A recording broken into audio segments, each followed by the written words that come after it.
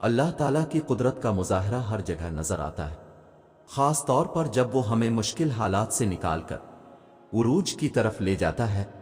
ऐसे में हमें कुछ खास निशानियां नजर आती है। जब अल्लाह हमें मुश्किलात से निकालता है तो हमें सब्र का फल मिलता है।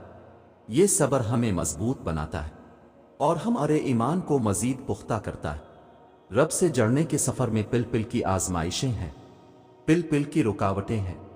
अगर इस दुनिया में जीना इतना आसान होता तो फिर वो अल्लाह इसे आजमाइशों की जगह क्यों कहता। जिंदगी तो नाम ही आजमाइशों और मुश्किलात का है।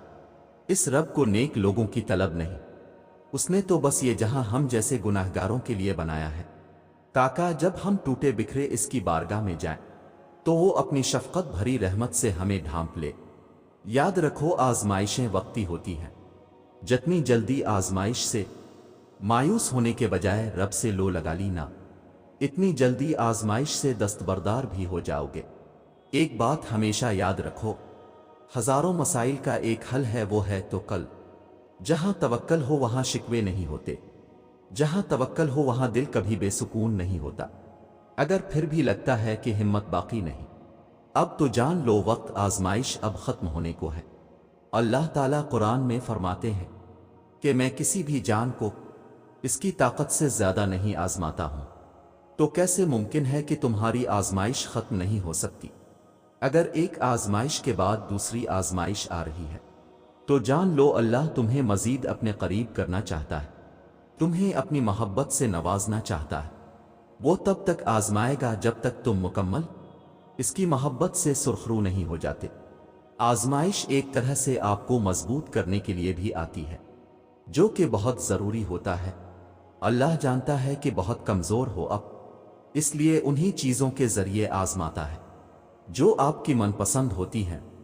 और यकीन करो, इसी आजमाइश से आप इतने मजबूत हो जाते हो कि कोई आपको कुछ भी बोल दे आपको फर्क नहीं पड़ता, क्योंकि आप खुद भी मजबूत हो जाते हो और अल्लाह से आपका रिश्ता भी मजीद मजबूत हो जाता है। फिर आप सब कुछ अल्लाह पर छोड़कर बेफिक्र हो जाते हो। अल्लाह ताला तुम्हें इसी चीज से आजमाता है जो तुम्हें सबसे ज्यादा अजीज होती है। वो तुम्हें तुम्हारी मनपसंद चीज के हाथों बेबस कर देता है और फिर वही बेबसी तुम्हें सजदा करवाती है और तुम अपनी फरियाद लेकर जब इसके आगे खाली झोली फैलाते हो तो वो तुम्हें नवाजने की ठान लेता है। नामुमकिन अल्लाह के लिए कभी भी कुछ नहीं होता, वो मुमकिन तुम्हारे लिए बनाता है। और फिर तुम जब मांगने का तसलसल नहीं तोड़ते हो ना, तब वो भी तुम्हें देने का वसीला बना रहा होता है। तुम अपनी मर्जी से दुआ नहीं करते हो, बल्कि अल्लाह तुम्हारे दिल में दुआ का ख्याल डालता है, क्योंकि वो तुम्हारी चाहत पर बहुत पहले से राजी होता है। आजमाइशें तो बस एक बहाना होती है, बस तुम्हारे हाथों के दुआ में उठने की देर होती है और नसीब मोड़ दिया जाता है। याद रखो, मुश्किलात के बाद जब हम उरूज की तरफ बढ़ते हैं तो हम इस रहमत को ज्यादा महसूस करने लगते हैं। आजमाइश तब शुरू होती है जब कोई चीज जान से ज्यादा प्यारी हो जाती है, जब इस चीज से खुद से भी ज्यादा मोहब्बत हो जाती है। फिर अल्लाह इस मोहब्बत का इम्तिहान लेता है, आखिर तुम इस चीज के लिए कितना सब्र कर पाते हो, इसी जुनून की हद तक पहुंच पाते हो, और सबसे बढ़कर ये कि तुम अल्लाह की रजा में राजी रह पाते हो। अल्लाह को तुम्हारी इबादतों की जरूरत नहीं है, इसकी इबादत के लिए सारा जहां है। वो तो बस तुमसे मोहब्बत चाहता है। बताओ फिर, जिस मोहब्बत का वो हकदार है तुम उसे दे पाओगे? आजमाइश तो मुख्तसर सी होती है, फिर वो हर चीज दुगनी करके वापस कर देता है। मगर तुम ये बात समझने में बहुत देर लगा देते हो, तभी तो तुम अक्सर बेसुकून रहते हो। इम्तिहान तो तभी खत्म होता है जब तुम आगे बढ़ना सीख जाते हो। सब्र शुरू में बहुत मुश्किल लगता है, क्योंकि हम उन चीजों से आजमाए जाने के आदी नहीं होते जिनसे हमें बेपनाह मोहब्बत होती है। तब ऐसा लगता है जैसे दुआएं भी बेबस हो गई हैं। लेकिन फिर जैसे जैसे वक्त गुजरता है वैसे वैसे चीजें बदलने लगती हैं।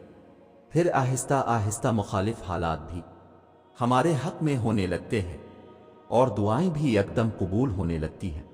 तब समझ आती है कि सब्र तो बस इस रास्ते का एक हिस्सा था जो हमें हमारी पसंदीदा मंजिल तक वापस ले आया है। हम अजर कमा तो सकते हैं, लेकिन इस अजर के मिलने का वक्त सिर्फ अल्लाह ही तय करता है।